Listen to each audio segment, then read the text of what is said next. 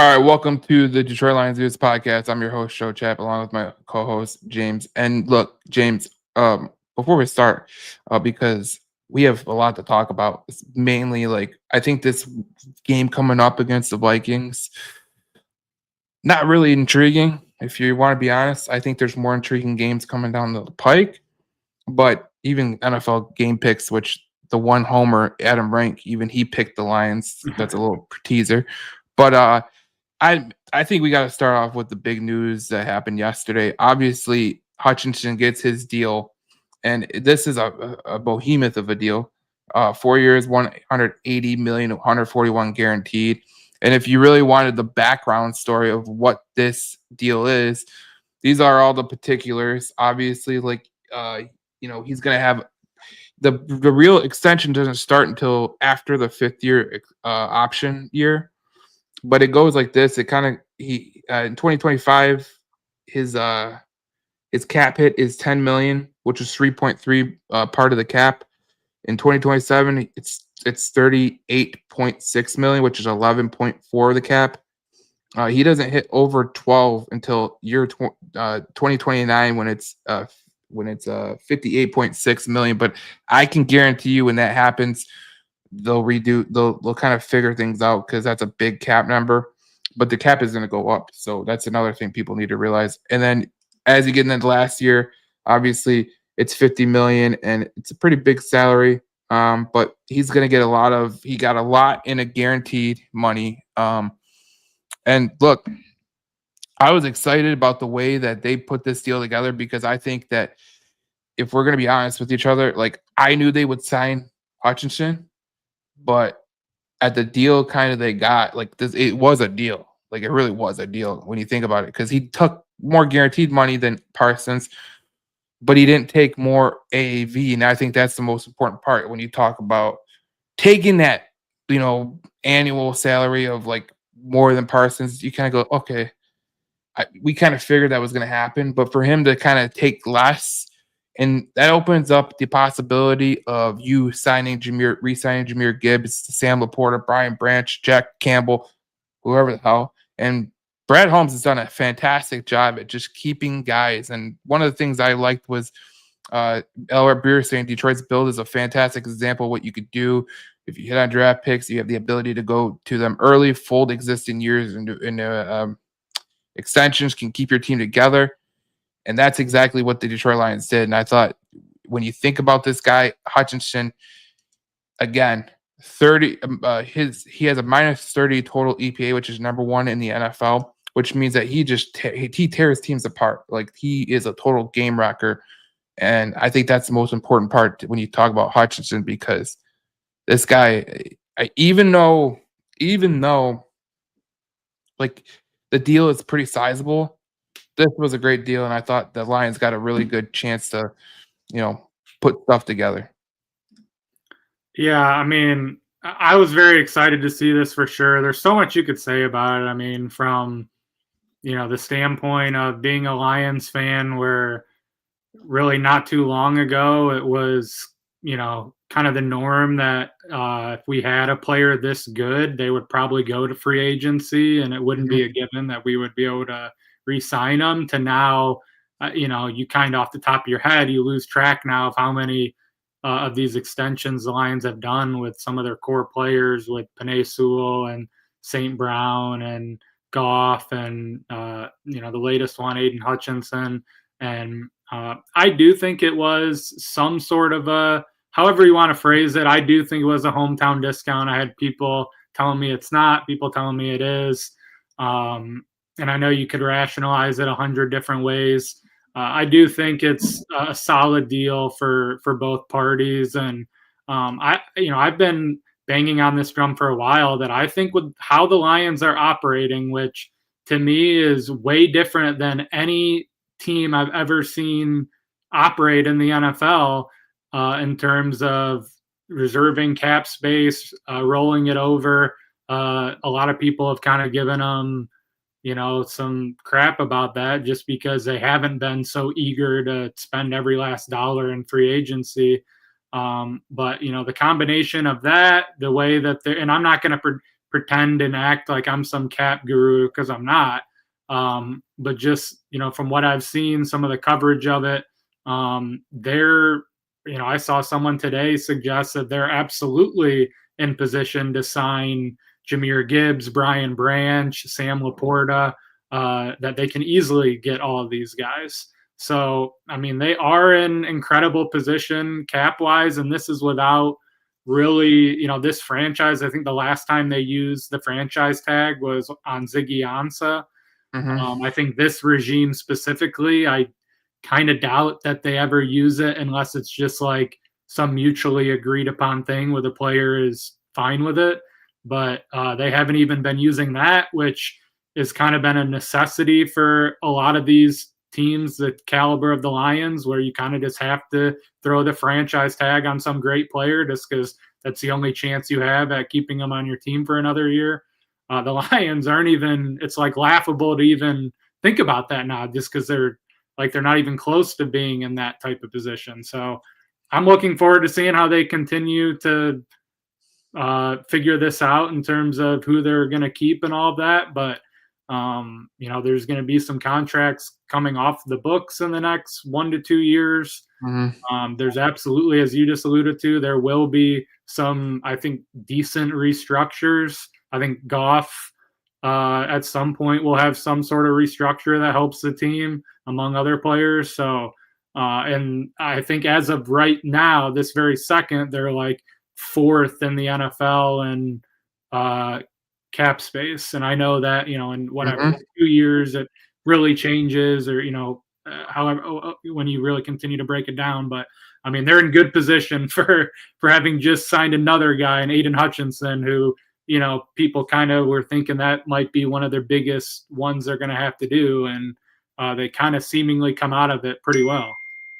Yeah, when you talk about today's initial cap report, this is from Albert Breer yesterday. He said the most space the Patriots with 48.9 million, which I don't know if you've seen the statistics on Carlton Davis, but what a waste of money that is. He's absolutely terrible right now. The Cowboys 31.2, Commanders 26.2, the Lions are 23.9, the Browns are 21.7. You look at some of these teams like the Panthers, the Titans, the Browns, like these are teams that are nowhere close to competing. So of course they should have cap space. Like that's not really a question. But when you talk about the players that they signed Aiden Hutchinson obviously yesterday. They signed Jared Goff for 4 years and $212 million. Amon-Ra St. Brown 4 years, $120 million. These are guys that you're really counting on. Then you got Penei Sewell, $112 million. Jameson Williams, 3 years, $80 million. Kirby Joseph, 4 years, $85 million. Ali McNeil, 4 years, $97 million. And Taylor Decker was a 3-year deal with $60 million. It just shows the brilliance of Brad Holmes. And I posted a video yesterday for like a lot of people, but the YouTube algorithm didn't think I need to post more. But I said this is what I said. Like Brad Holmes, what he did in keeping all these guys is special. And I know there was a couple Packer fans that were talking about, oh, well, a lot of these guys were first-round draft picks. Well, think about the guys that were not first-round draft picks. You know what I'm saying? Like a guy like Ali McNeil, an all-pro safety, and Kirby Joseph. Let's not forget about Amon-Ra St. Brown. Like that was a total steal of a pick because there was a lot of people in that draft that said, why didn't they take Diami Brown from, that went to the Washington Commanders? They got the best wide receiver in that draft. And when you hit on guys like Rodriguez, who's coming back, you hit on guys like Derek Barnes, who's a great player for your defense. This is what you're talking about. Like you really have a general manager who actually puts his stones on the line and takes the picks that he needs to take. And I think every Lions fan across the board can say, back in the day, you would always hope that you got the first round draft pick right.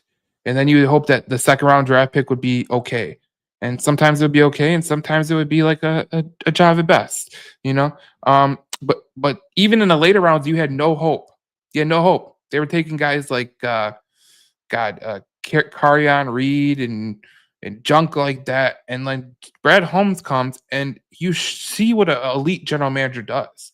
Like he picks the guys and he finds talent all over the draft. Like that's the main thing I take away from it is like they didn't just build this with first round draft picks. Like first round draft picks obviously help, but geez, a guy like Kirby Joseph, an all pro safety, obviously helped. St. Brown obviously helped. Derek Barnes obviously helped. Lee McNeil and Brian Branch and Sam Laporta obviously helped. So I laugh at people that say that this whole team was built around first round draft picks because that was like the narrative that some of these Packer fans were saying, like, oh, it must be nice to have all these first round draft picks. And then there was one Cowboy fan that said that too. And I literally laughed my ball because of all people to be talking. You're a Dallas fan. Like, you shouldn't be talking. Jerry Jones is probably the worst general manager in the entire NFL. Like, he just cannot take. And I've seen the Dallas media absolutely just ripping Dallas apart because of what the Lions did, where they kept their quarterback, they kept their wide receiver, and they kept their edge rusher, and they didn't trade them away for picks like the Dallas Cowboys did. And it just shows what Brad Holmes does is different from other people, and I think that's the most important part about this whole thing. Yeah, I haven't even really thought about it like that in terms of all of the second to fourth-ish round picks that they've had that they have really now invested in. And that's almost something that you can't even really and don't plan for, that you're going to draft St. Brown in the fourth round and then give him a huge deal. And that makes it harder in terms of being able to retain all these guys, which, one name I want to throw out there too is Mike Disner, who's like one of the main assistants to Brad Holmes.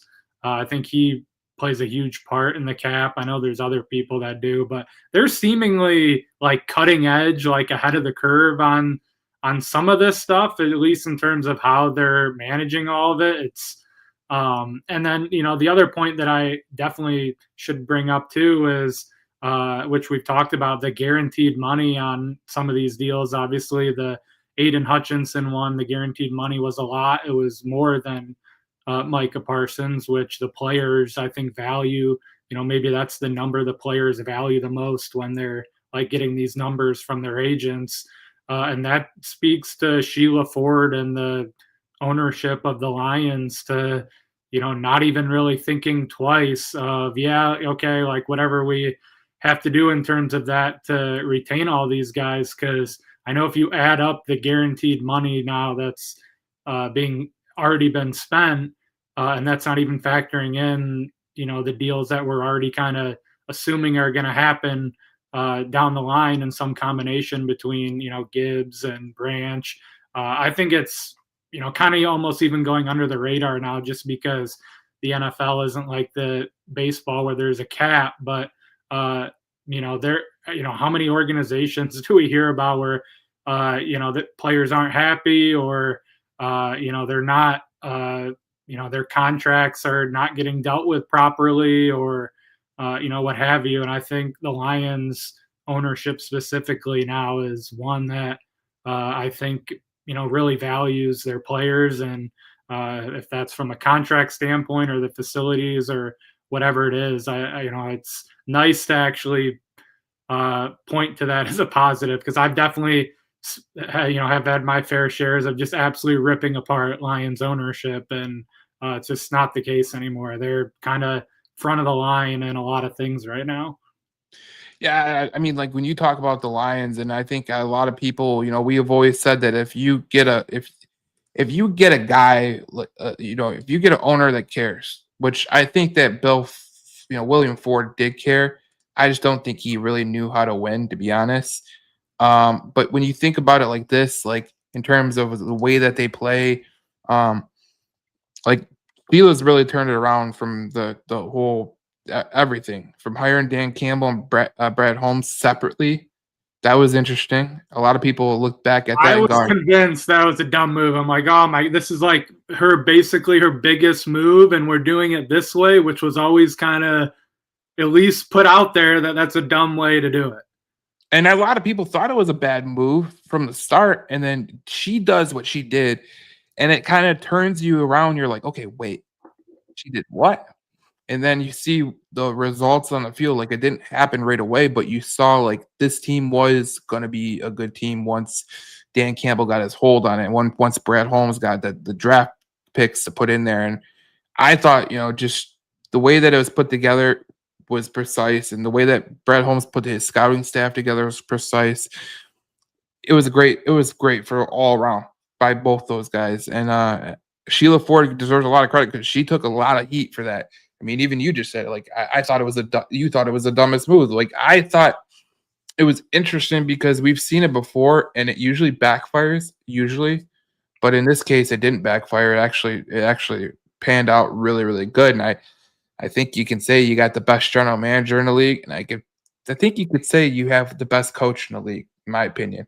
I think there's only 3 coaches that could be in that category of the best coaches. I mean, obviously Sirianni, Andy Reid, Kyle Shanahan, Sean McVay, Dan Campbell, all those guys, they're pretty good. I mean, even I don't care that Kevin O'Connell won the coach of the year. It should have been Dan Campbell last year, but it is what it is. This is a team that's going nowhere. Like, they're not going anywhere. Like, I think you remember people were talking about last year about the window, and I hate the window. Yeah, I never really understood that in terms of how the window is closing now. I mean, their window is like another.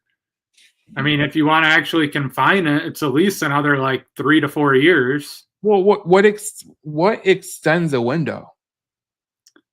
Drafting good players. Yeah, and right. Keeping those good players around. So when you say the window's closed, you're kind of an idiot. Like, it just start. Like, it's like looking at like the Lions and Mike Greenberg's a total idiot. He was like the Lions. Yeah, that guy is an idiot. He is. He just says he's a complete idiot. One of my probably my best friend really likes him, and I had to I'm like, I get it. Like, he's kind of entertaining. He's, for what he does, he's okay. But in terms of him having like opinions, that guy's an absolute idiot. Oh my gosh. I mean, it's bad when I say I'd rather take Stephen A. Smith's honestly, I would over Mike Greenberg because of that, and I just think it's just he's terrible.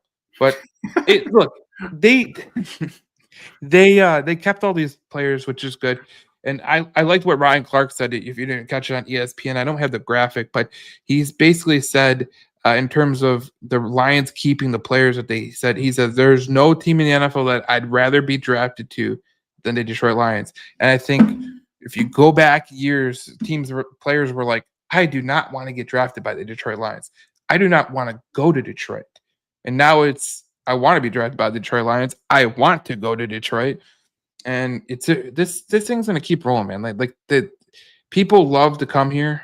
Even Zeitler said he wishes he was back in Detroit. He said that to the Tennessean. He said that? Yeah. When did he say that? It was this week. He said, oh my gosh. That hurts me so much. That was like my one thing I really wanted this offseason was to re-sign Zeitler. He should have just came back. What an idiot, honestly. He said the only reason he went to I know he had like family there or something. Yeah, he said the only reason he came to Tennessee was because of family and all that jazz. And he says that he really enjoys his time in Detroit. And he says like he had more fun in Detroit in 1 year than he had in Baltimore, which is where he spent the majority of his career. So I mean, I gotta find those quotes, even though they'll probably just rip me apart anyway. Yeah, it was on the Tennessee. I forget who it was that reported, but I listened to it and I was like, man, he seems so heartbroken. But he told a couple of his teammates, like, he's like, look, if you get traded to Detroit, you're happy. You should be happy. For sure. And honestly, to the last couple points we were making, maybe the biggest factor in all of this is Dan Campbell and Brad Holmes' relationship. And, going back to what I was saying originally, how it was untraditional in terms of how they did it. And, another thing I was going to point out was I kind of wasn't initially I get it. They're both like, Dan Campbell's a great guy. And he was like, every single thing Brad Holmes says I agree with and vice versa. And just my initial lifelong Lions skepticism, I was like, okay, like there's no way this relationship is just that good. And like, they're going to, when it ultimately comes down to it, they're not going to be able to, coach them right, or they're going to get the wrong guy and it's not going to work. And that whole relationship and dynamic is just unbelievable. And I think, I don't know how many organizations have it. There's definitely some, but the connectivity between the GM and the coach, because, then that goes directly into the development of the player and, how that player ultimately is going to perform, and the fit, even just the fit on the roster. The fact that it's just like a given that Dan Campbell and Brad Holmes are just going to agree with each other on everything. And not only that, but actually see it in the same way, because then that's going to actually translate to when the player gets there. That whole dynamic to me is just incredible. Again, as someone, as both of us as Lions fans, I really never have seen that dynamic work like this until these two got here. Well, the question is, and this is kind of like what I heard on Moving the Chains earlier. I think it was yesterday when they were talking about Hutchinson. They were like, when did you think that you would ever hear the term, "That's a Detroit Lion"? Like you hear it a lot now. Like, oh, Right. This guy is a Detroit Lion. Like this guy, like when you talk about St. Brown, you go, this guy is a total Detroit Lion. When you talk about Hutchinson or Sewell, you say this is a Detroit Lion. Even players around the league, like I was listening to one guy, and he was talking about the Lions trading for a certain player, and it's not gonna happen. But he's like, this guy would be a total Detroit Lion, and it's like that would be nice. But I think he took the money and he's ruined the day.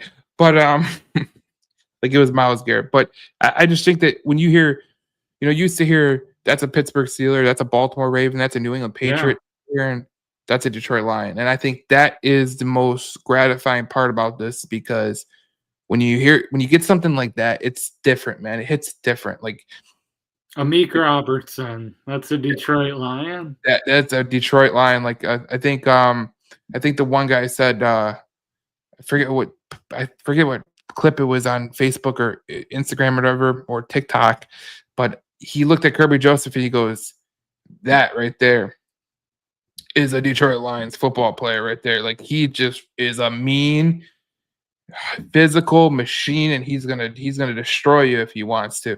And I love it. I love Kirby Joseph. I love Brian Branch. I think this whole team I don't think there's a player on this team that Brad Holmes has drafted. I'm like, no, this guy is kind of like, he's not really a Detroit Lion. He's kind of like a prima donna. Like even JMO, people talk about JMO, like, and we're going to talk about JMO in a minute, but even JMO, like the guy is like, he's not the one crying about not getting targeted. The offensive coordinator is like, yeah, I got to get him involved, dude. Like I'm kind of dumb. It's on me. So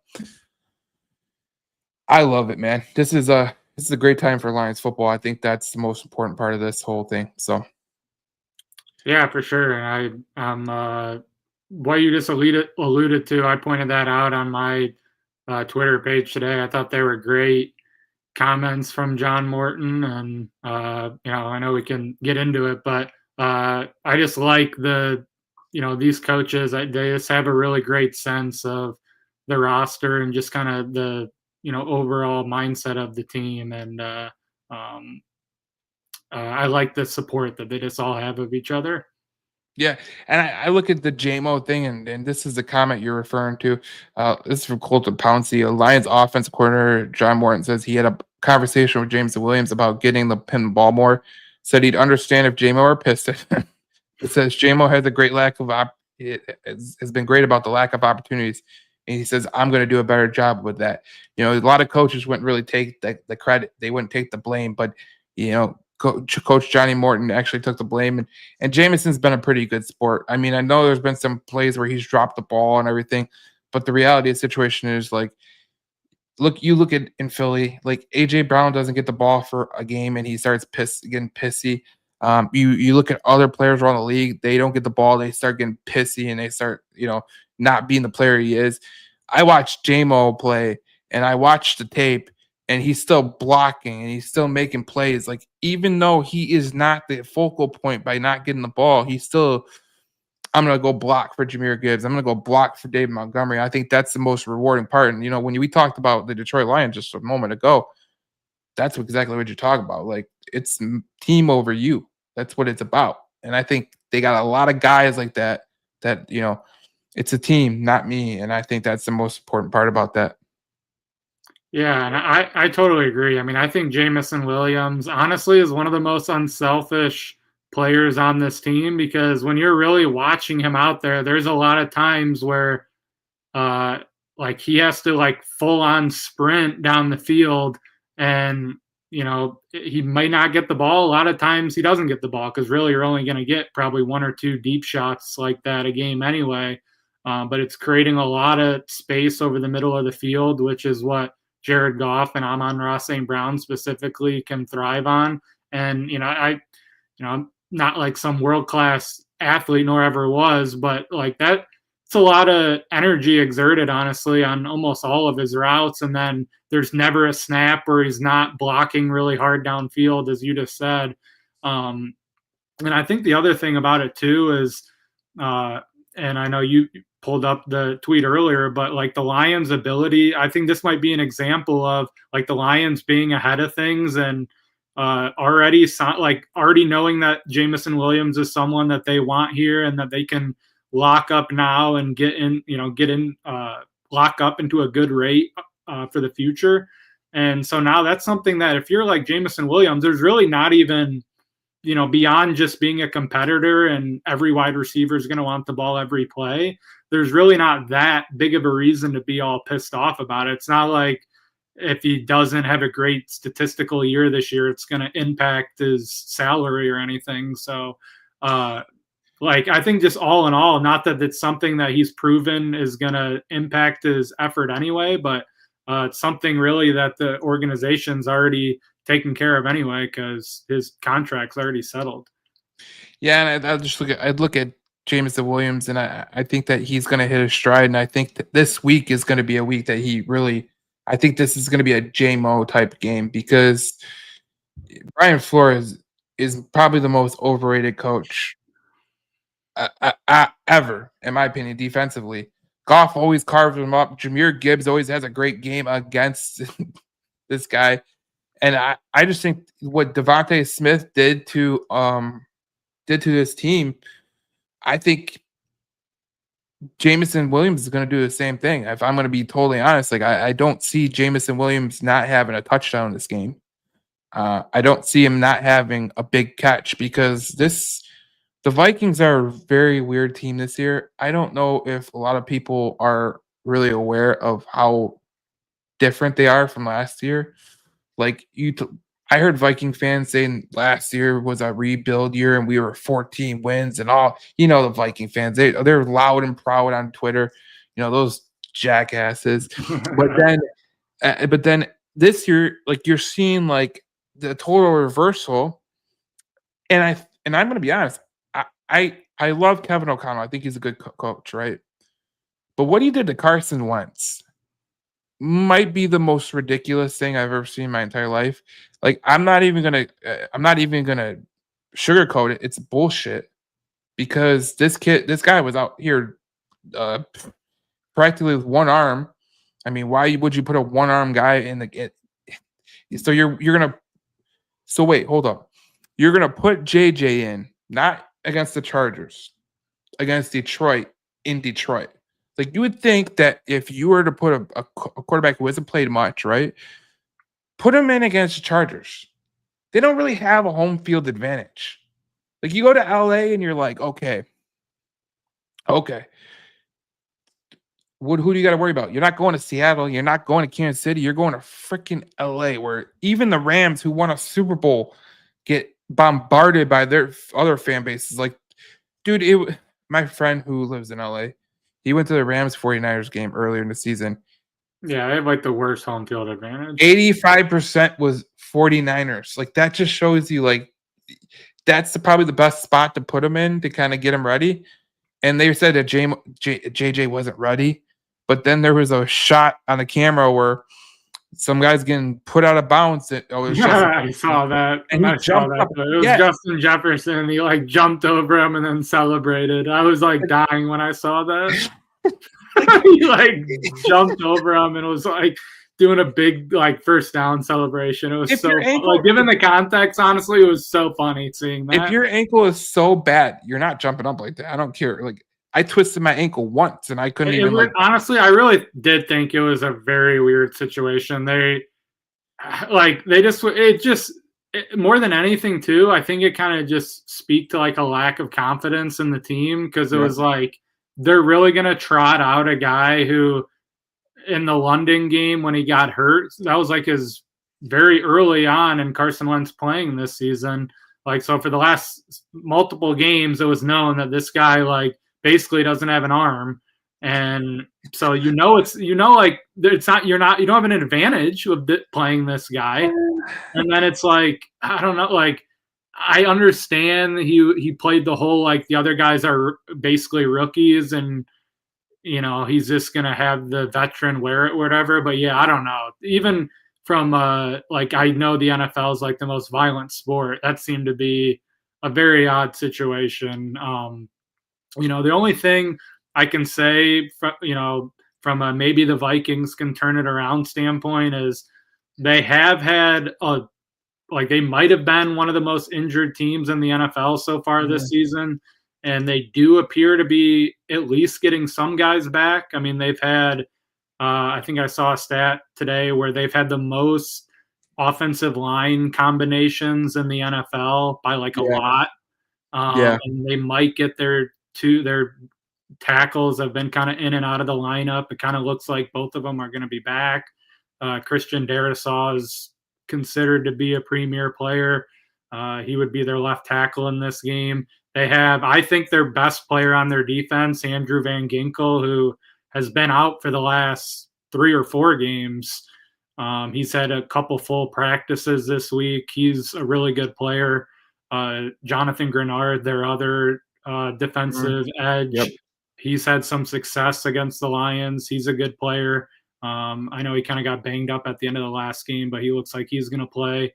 But they've also had some guys. So, I mean, their defensive line from a getting after the quarterback standpoint worries me a little bit. But the other parts of their defense have really kind of taken big steps back. I mean, their linebackers, like Brian Cashman, I don't think has been nearly as good this year. Harrison Smith in the secondary is a guy that like their fans think like should have retired now based off how he was playing this year. Isaiah Rodgers, the guy they got from the Eagles, that was the guy that was getting burned by Devontae Smith. Yep. He's had some big, like, I don't think he's had a terrible year. He's had some big plays, but he's also gotten burned a lot. Yep. It would have been interesting to see Jeff Okudah play in this game, but he's got a concussion and he hasn't practiced this week. It kind of looks like he's not going to play. So, and, as you talked about too, this is a Brian Flores defense that very largely has been, kind of comically exposed at this point against particularly, upper echelon quarterbacks. And with all they try to do if this was the opposite end and it was Brian Flores going against JJ McCarthy, I think it would be a great spot for the Vikings, because all the stuff they try to do to confuse quarterbacks, and they show a million different things at the line of scrimmage and then are always either bluffing or showing something different. Those are all things that Jared Goff can detect pretty well at the line of scrimmage. So it does seem like it's a pretty good matchup for the Lions. And really, you would think that they could really get after JJ McCarthy and, who hasn't really shown in the 8 quarters that he's played. He had the 1 fourth quarter comeback against the Bears. The other 7 quarters against the Bears and then the Falcons the next game were complete disasters, where it just looked like he was not ready to play in the slightest. He's thrown, I think, at least 1 interception in both games. He's had, I think, more turnovers than that. So this is a Lions defense that's really gotten forced turnovers. So you really hope that they can make JJ McCarthy uncomfortable. And kind of really take him out of the game. Well, when we talk about first of all, let's talk about the injury report because you just brought up a couple players. Christian Darrisaw did not practice today. CJ Ham, their I think fullback, that did might not. be a rest situation, Yeah, but it I'm could not be. 100% sure. But I But think he's been kind of doing that. let's monitor that. Brian O'Neill was limited. Their other tackle, Isaiah Rogers, limited. Josh Oliver did not practice. And just like you said, Jeff Okuda did not practice. And for the Lions, Kirby Joseph did not practice. I don't think we're going to see him this week. Craig Rounds did not practice. Maddox was limited. Rodriguez was limited. Daniel Thomas was limited. And Vaki was limited. Terry Arnold was a full practice. Docker was a full practice. And Muhammad was a full practice. But I think the thing I'm going to get at is did you know this, James, that when you talk about Jared Goff, do you know who he is the best against? Is it the Vikings? So if you take away games against like the Jaguars, like the Indianapolis Colts, where it's like kind of like you don't have as many starts as he does against Minnesota, he is 7-3. He has nearly a 70% completion percentage.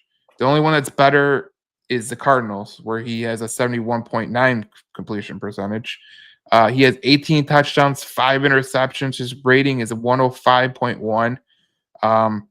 Like he is just really good against the Vikings. And to put it in perspective of how good he is against the Vikings, like the Vikings really struggle against him for some odd reason, even though Kevin O'Connell knows a lot about Jared Goff because he was his offensive coordinator, which I think it's funny because LaFleur was his offensive coordinator. Kevin O'Connell was his offensive coordinator, and so was Ben Johnson. But they can't stop this guy because he's a really smart, headsy player. So, just like I said, like he has a great game against the Minnesota Vikings. So then you go, who else has a good game against the Vikings? And when we talk about Jahmyr Gibbs, this is his stat line against the Vikings, and it is gnarly because the only team he has more than 365 yards, that's what he has against Vikings, is the Bears, where he has 392. He averages 5.8 per rush. He has 8 touchdowns in 4 games. He's been targeted 17 times, has 13 receptions for 95 yards, and he has 1 touchdown there. So he has a total of 9 touchdowns against the Vikings. He only has 4 against the Chicago Bears. So, like, this just shows you a little bit of what Jahmyr Gibbs can do, what Jared Goff can do. And I think that this is going to be a really tough game for the Vikings, not just because of, obviously the Lions they're going to be coming off the bye week, but they do not match up well with Jared Goff and Jahmyr Gibbs. And we've seen it before with Jahmyr Gibbs. Like, you give him one little crease and it's gone. He's gone. Like he's a guy like that has breakaway speed. And I find it funny because I was talking to a Philadelphia Eagles fan the other day, just talking to him about he was like, I think we're going to see you in the NFC Championship. I said, yeah, bitch. Like, we'll see you in the NFC Championship. But he was like, if there was any running back that I would want on my team besides Saquon Barkley, it would be Jahmyr Gibbs. And he said because he could break away from the pack. Like, you ever remember that one game against Minnesota where he literally juked that guy into like next week, where like I thought the guy's ankles broke. Like I was like, what is he on skates? Which time? Because he's done it like actually a couple of times. The one where he scored the touchdown, like I think it was last year, he like juked the safety like amazingly and then scored a touchdown. He had one, I think, in 2023 where he had a crazy juke and the guy like just like slammed his face into the turf because of it. I mean, he had 4 touchdowns in the Week 18 game against the Vikings last year. Jahmyr Gibbs is a total threat, and I think he's only getting better because, like, if you look at it, like, there's plays where he makes where he should be down and he finds a way to get out of it. It's kind of like I hate to say this because this is a guy's a legend in the Lions community, but it reminds you of Barry a little bit, just a little bit, because like he's so agile. But the thing about Jahmyr Gibbs is different from Barry is he'll put his shoulder right into your face, which is great. I think he's very underrated running between the tackles, like, and after contact. I think like to the point where now I think maybe he's getting credit, but like his rookie year, like I had a lot of people telling me like that he Always was just a change not of good. pace back. Yeah, I'm like, this guy's like incredible. Like he can, and a lot of his big runs too.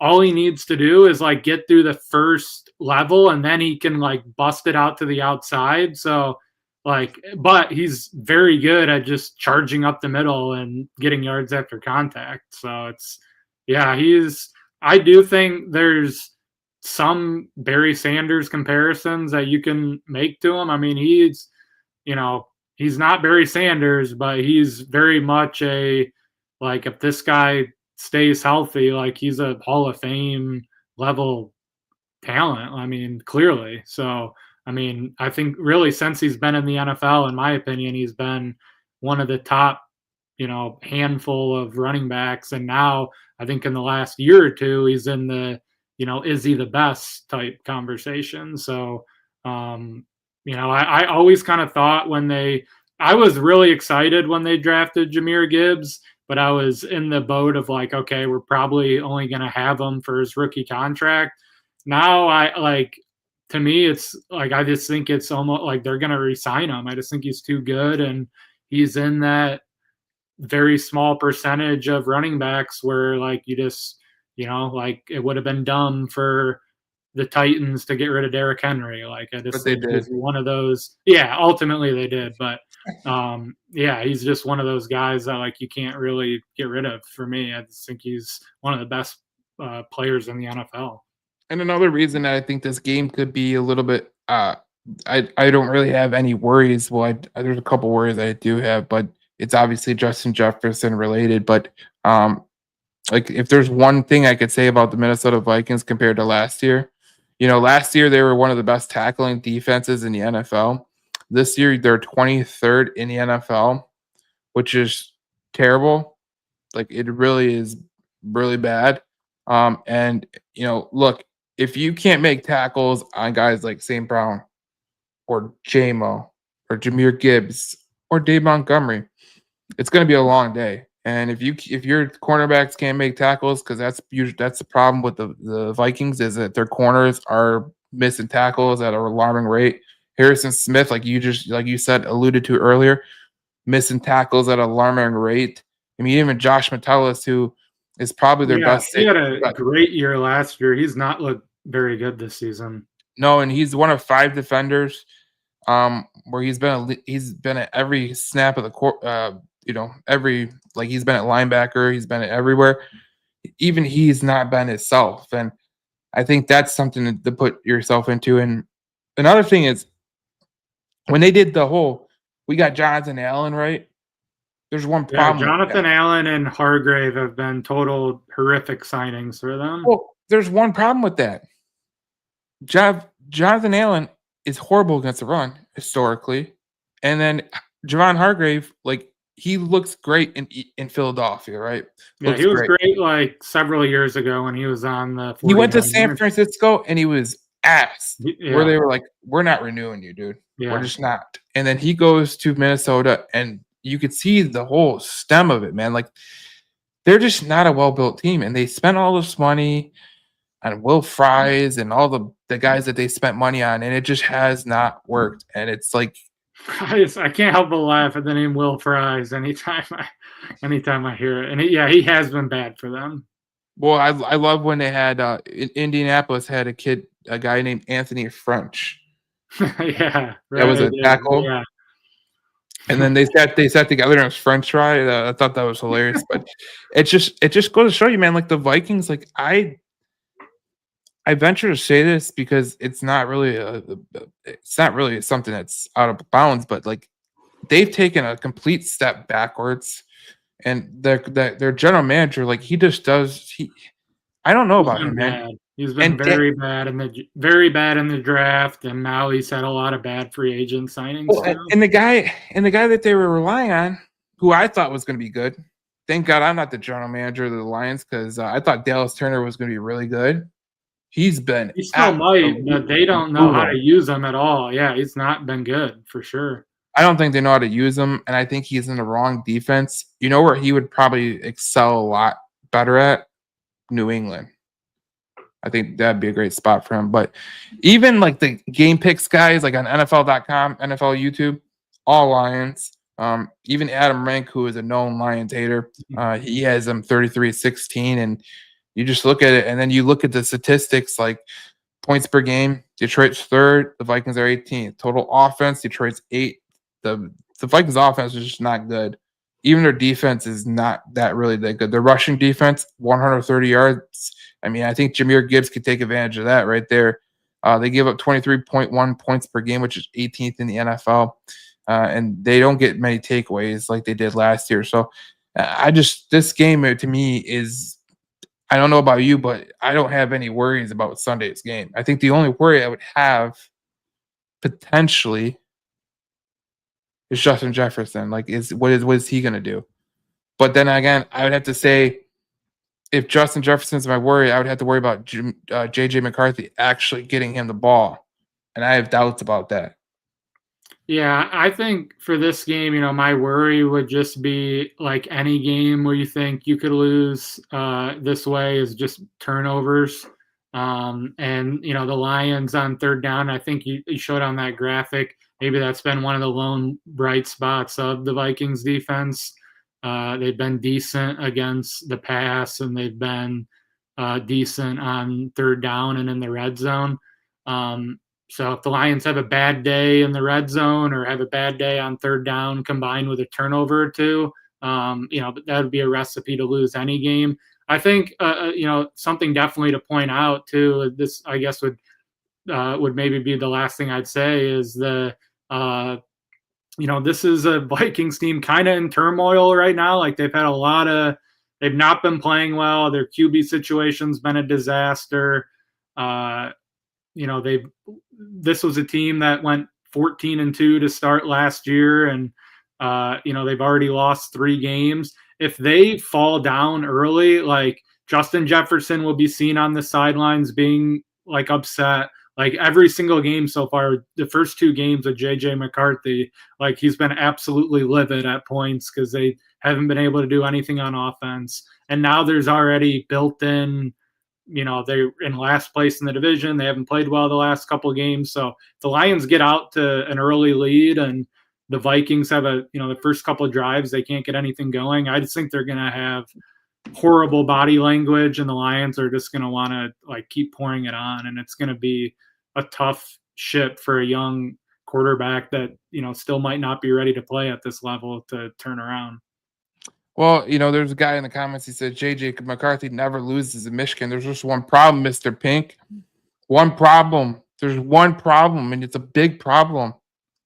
They don't know the Lions signs. So that's the problem right there. I am interested in that dynamic because like there are a lot of Michigan fans that just like love JJ McCarthy, but like you got to just be ruthless this week. You have to cheer for him to be absolutely horrible. Like you can't. And honestly, in general, like with him being on a divisional rival, like unfortunately, you kind of. And again, I'm clearly not a Michigan fan. I'm not a Michigan State fan, but like it doesn't benefit us now. He's on the Vikings. Unfortunately, you have to hope that he's horrible, in my opinion.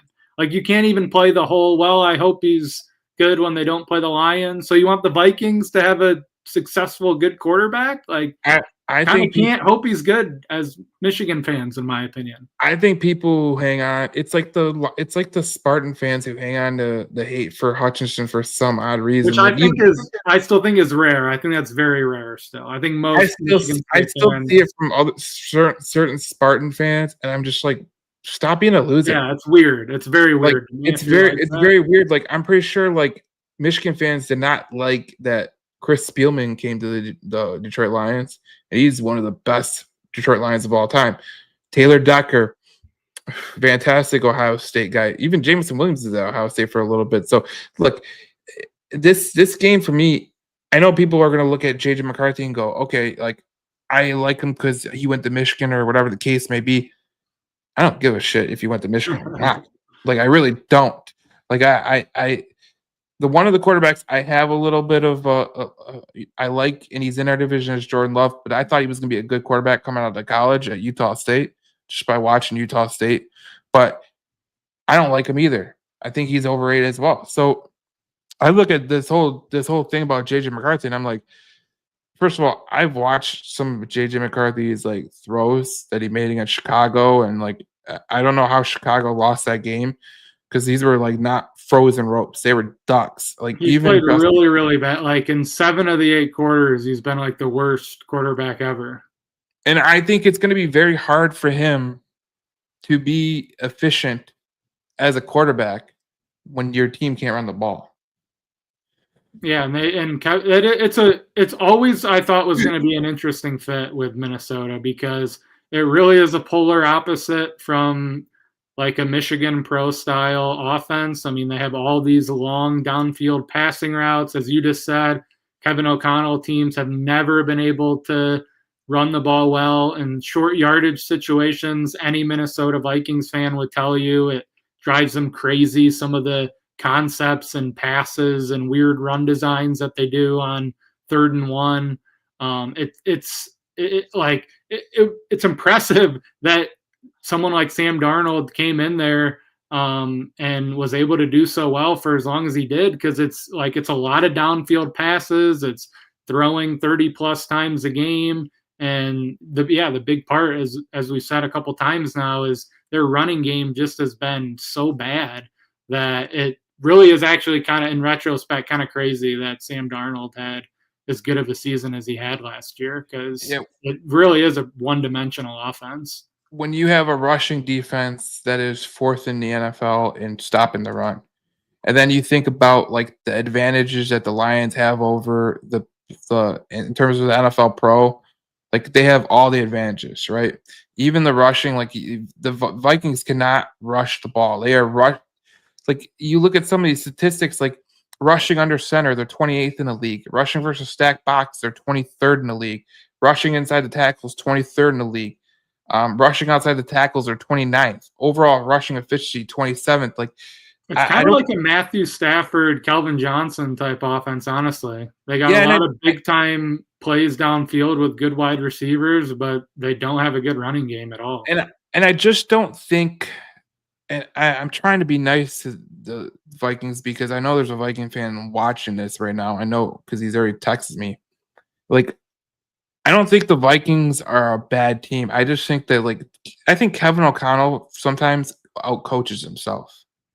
Like, I thought against the Lions last year in that end of the season game where it was for the division, he played right into Dan Campbell's hands. He really did. He played every bit of the way that he coached that game in terms of being aggressive and everything.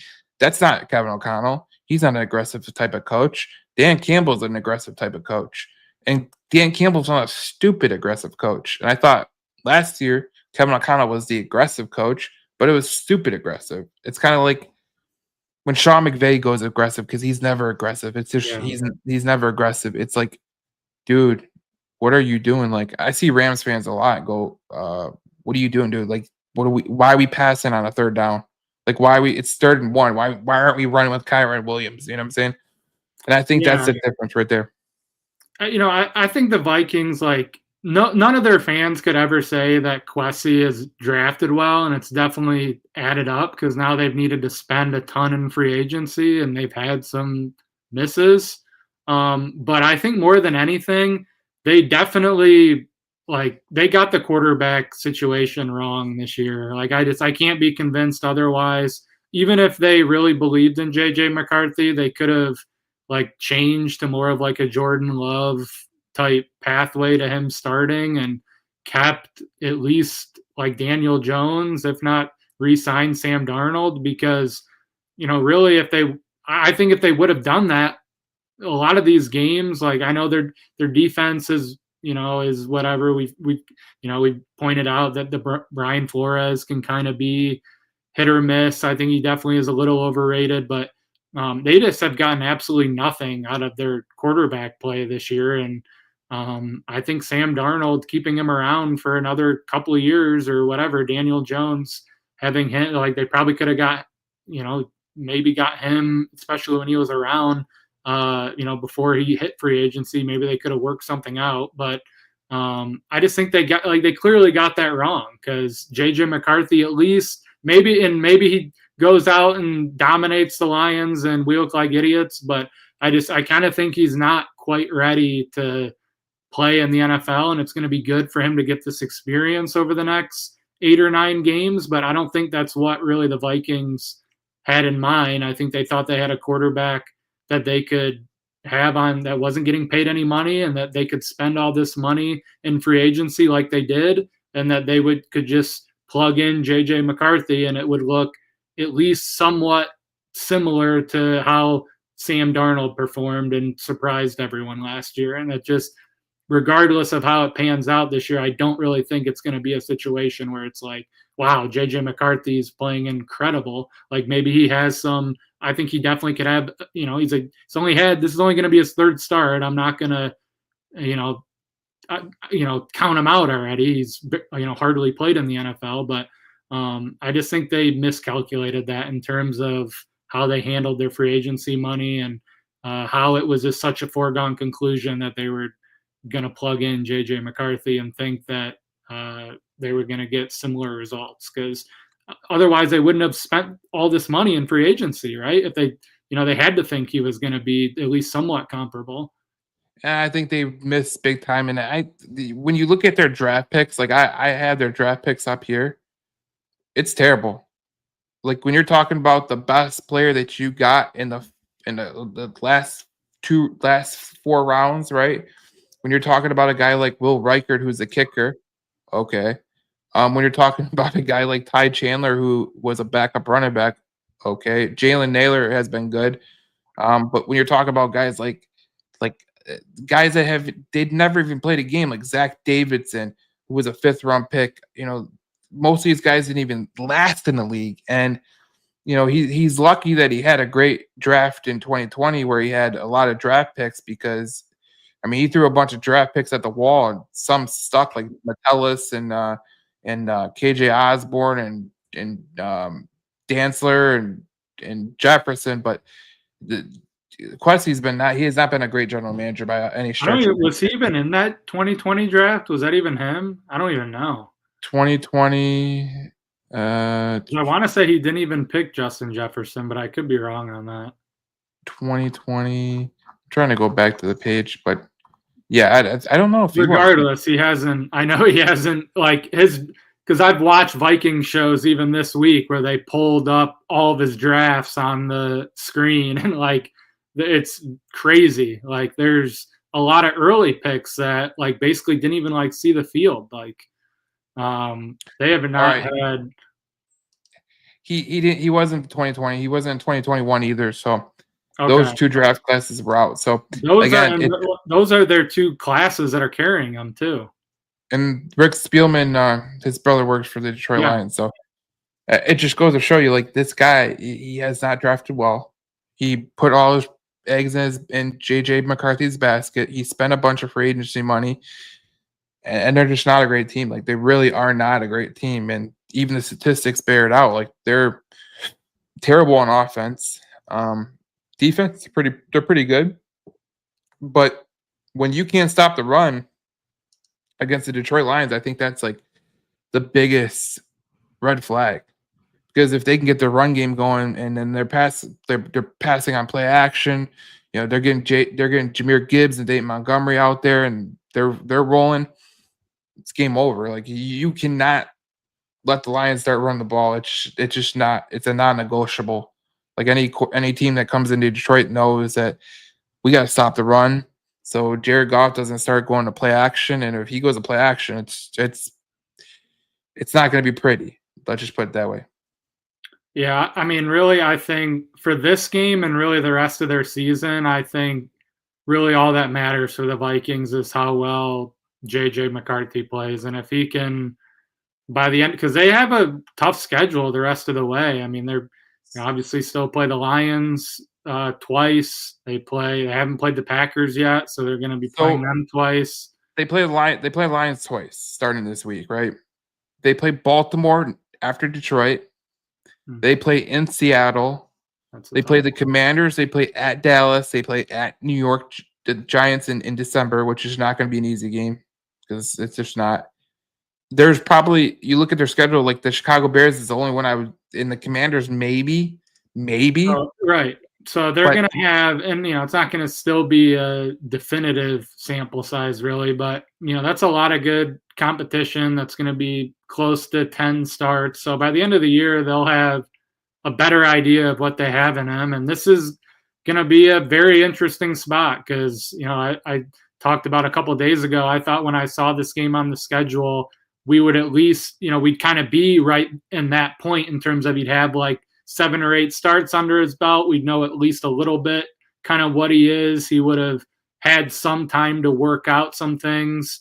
Now he is, he has only had 2 starts, and in one of them he was apparently pretty hurt in the second half of one with his ankle. So, he's hardly really played in the NFL, and now he's going into kind of a hornet's nest against a team off a bye that's more talented and, one of the better home field advantages in the NFL. So, and then, obviously the factor of he's, Michigan national championship winning quarterback, even if with an asterisk on it. But, coming back to Michigan, I think is a pretty interesting element to it too. So this is all you need to know about JJ McCarthy. And I know it's 2 games, but 58.5 completion percentage is terrible. You have 3 interceptions, 2 touchdowns. Terrible. Success percentage 36. You have a QBR of 21.5, which is absolutely terrible. So, look, I don't think the Lions are in any shape or form going to be in a big pickle here. But this game to me is just like the game picks people say. I don't see the Lions losing. I don't have any worries about this game. I'd be shocked if they lose, and it wouldn't be a great loss to have on your resume. And I just don't think the Lions are going to lose. A terrible loss, honestly. I don't think the Lions are going to lose coming off the bye. That's just not what Dan Campbell is going to do. So unless the Vikings defense shows up and plays great, I mean, they better stop the run first and foremost. But here's a couple of things I wanted to get to before we end the podcast.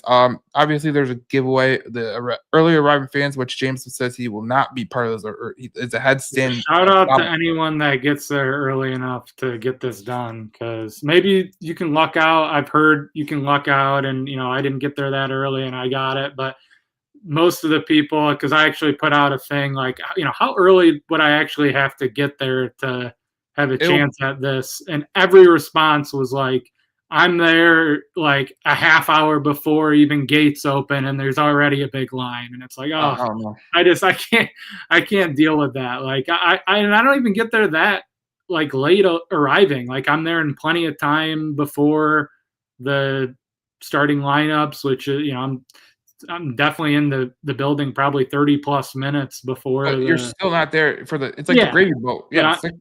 Yeah. I'm not getting the only giveaway really I have a chance at I'm sure they'll do like a rally towel for one of the games, and I'm pretty sure like every fan gets that, but it's a great giveaway. Like shout out to the Lions for that's a great bobblehead. I'm sure it'll be very coveted, and I've already seen a ton of people that don't have tickets to the game that are trying to figure out ways to get one. So it's a great giveaway. I had a guy at my work pay $100 to get one of those. So wow. Great. Someone has all these bobbleheads that they've done over the last, I guess specifically since like 2023 is what I would know of. And there's been like probably close to like 10 of these. I mean, they've had Brad Holmes, Hutchinson, this St. Brown one. They had Montgomery. There was Kelvin Johnson. They've had some like legends ones. Well, the guy I talk about who has all these bobbleheads, he has going back to 2014. Wow. He has every bobblehead, which is insane. That's honestly an incredible collection. It's insane. That's impressive. And his man cave is absolutely insane. Like he bought the old Pontiac Silverdome sign. Wow. It's in his basement, so he's a total sicko. I know he's going to listen to this podcast and he's going to hear it. And he's like, "Yep, I'm a total sicko." One thing I wanted to get to. Well, this is one. This Roy Lopez, right? A lot of people they discounted this guy coming in. Since week 5, Lions wrote Roy Lopez as a 80.7 PFF grade, 4th among defensive tackles with a minimum of 50 snaps. Only Cameron Hayward, Jeffrey Simmons, Derek Barnes. And then Al writes, as he's settled in the scheme, Lopez has quietly become an ideal rotational fit alongside Lee McNeil, DJ Reader, and Tyleik Williams. I got to tell you, I love the way this defensive tackle room is looking. I think it's fantastic. And I think that if Lee McNeil plays off what he did in game 1, we're golden in that department. And that leads me to my next point, because there's a lot of people that are talking about the trade deadline. That's next Tuesday. The trade rumors are crazy. Jordan Schultz says they're targeting pass rushers. Jeremy Fowler of ESPN says they're targeting cornerbacks. Here's a list of names that they have been tied to. If you could pick one player out of that list, who are you picking? I would pick Cameron Jordan out of that list. I think I wouldn't be mad if it was Carl Granderson either, but I think I would definitely take someone that could get after the quarterback. I think they're largely going to be, unless you're projecting in more injuries, which, hey, you probably wouldn't be wrong with the NFL. But, I mean, Terrion Arnold looks like he's going to be back for this game. Yeah. Brian Branch is obviously back. I think they're probably, like as you said earlier, I think they're going to be cautious and hold Kirby Joseph out for this game. But, that would be like a month off. So I think that he would probably be in decent shape to return shortly after that. And I think DJ Reed, from all signs, is going to be back within the next however many weeks. Maybe it's still another, 3 more weeks or whatever it ends up being. But, I'm pretty interested to see what happens, because I got to be honest, I really don't have a good read at all what really is going to happen for them in the trade deadline this year. Because last year, at least, there was they had so many injuries already to this point, and Brad Holmes was already openly talking in the media that kind of detailing out the process of how difficult it was to get an edge rusher. But there was some level of dialogue and understanding that they probably were going to get one, and then they ultimately got Zadarius Smith. This year, there really isn't, and I've heard this talked about on 97.1. There really isn't some huge, I know we all want some player, but it's not like last year where there's this massive, huge, glaring need. So I think it's reasonable to still want help and have an expectation that they should get someone, but I really can't sit here and say I'm confident that there is going to be some significant addition. I hope there is, because I really don't think some of these guys are going to cost very much. I think a lot of the moves that you're going to see are going to be for 6th, 7th round picks. Yeah. So, I think they could get a guy that is a rotational piece that doesn't cost very much. So I hope that's what they end up doing. So there's 2 guys I would like to go after. I think Tyreek Woolen would be great here. I really do. And you can never have enough corners. I don't like Alontae Taylor, and I don't like Cam Taylor-Britt, but I'll take Cameron Jordan as well. I like Arden Key, but he really doesn't match to this defense, to be honest. He's more of a pass rusher, a pure pass rusher. Jalen Phillips would be nice, but he's a guy that gets hurt all the time. But I do believe Cameron Jordan would be a guy that Dan Campbell would welcome in, because that would be like a grand slam for me. That's a huge culture fit. That guy's an incredible leader. He still can be a pretty significant impact on a game. He comes to a team that they're ready to win. You know what I'm saying? So he would be happy to come here. And I'm kind of under the impression that because I've heard things that he's just going to play in New Orleans his whole career, and he doesn't want to go anywhere. But if that's a guy that gets traded, I would absolutely want him in Detroit. Yeah, and I think Dan Campbell would want a guy like that too, because he's such a professional guy. And here's where I think this trade deadline is going to go. I might be wrong. and I might be right. I have a sneaky suspicion, just sneaky suspicion. I think Brett Holmes is going to take a swing at something. I would love it. I would really love it. I think he's going to see this and he's going to be like, "Look, I locked down Hutch. I locked down a majority of my players." He goes, "What if I do take a swing at a guy like, let's say the Bengals come? He calls the Bengals. I'll take a swing at Trey Hendrickson." Like, I just think that this is a trade deadline that just got hurt to Trey Hendrickson. But Like a tiny, it might not even impact anything. it wouldn't even. I don't even think it would impact it. It I was probably just, wouldn't. I think either he's going to make a couple of trades that will be like, rotational guys, or I think he's going to make a swing. Like, he's going to be like, "Look, Les Snead was my protege. I learned from Les Snead. Let me take a Les Snead type trade because I feel comfortable where I'm at. I feel comfortable with the players that I have on the roster. Let me go take that chance." So that's what I would love it. It's this coming Tuesday, right? Yeah, Tuesday. Yep. Yeah, I mean, it's going to be very interesting. I think after the game on Sunday, it's going to ramp, like, as far as the chatter amongst the fan base, I think it's going to ramp up really significantly because I really don't think, at least right now, it hasn't been like, because I even remember in 2023, it was right after the Raiders Monday night game, and then we were going into a bye.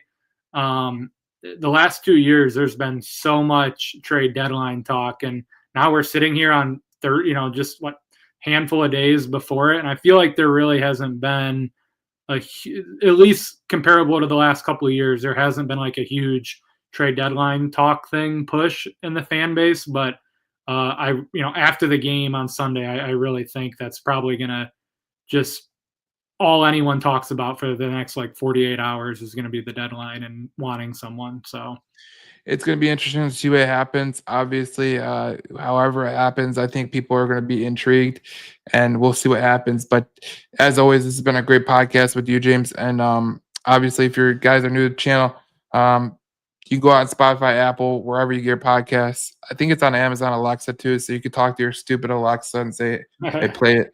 And then we are going to be making a YouTube just for the podcast, so that'll be pretty cool. But that's it. And look, I don't have any. This game this week is just. It's not a game that makes me feel anxious, so I'm excited to see it. And then after the Lions game, this is going to be a great game. Bills and Chiefs. I think that's going to be great. So it will be good. It's going to be a fun game, a fun weekend of football. But it's just going to be fun to watch the Lions and not be. I don't think I'm. I know any given Sunday can happen. I'm going to be sitting there 10 minutes before the game, terrified, and it's going to need to be. We're going to need to get like a 2 or 3 score lead for me to settle in. But I agree. It really should be. Hopefully, this is like a 10+ point win. Like that'd be great. I think J-Mo is going to get a couple touchdowns. That's what I think, and I think Tesla will too. I think they're just going to open this boy up, and I think the Lions are really going to be putting a grandiose effort, and they're gonna win this game. And I just don't have any doubts about it. So obviously, you can follow James on Twitter at Section 344, right? Section 344 Lions. Yep. I don't want to get it wrong because I did that one time. Where there was a guy that I know. He said I'm in section ... I'm like, oh damn, I mixed the numbers up, and then next thing you know, people are like, oh shit. But yeah, he's section 344 Lions, and he puts out some good content. Obviously, I posted on the page, so go follow him. He needs to get more followers because he's a really good Twitter follow on the Lions. So we will do this again, maybe next Tuesday. Trade deadline, see what we got, talk about the game. So it'll be a lot of fun. So we'll see you guys in the next podcast. We'll talk more Detroit Lions football. And as always, like, subscribe, rate, review, whatever the hell you do with your podcast. And then we'll see you in the next podcast.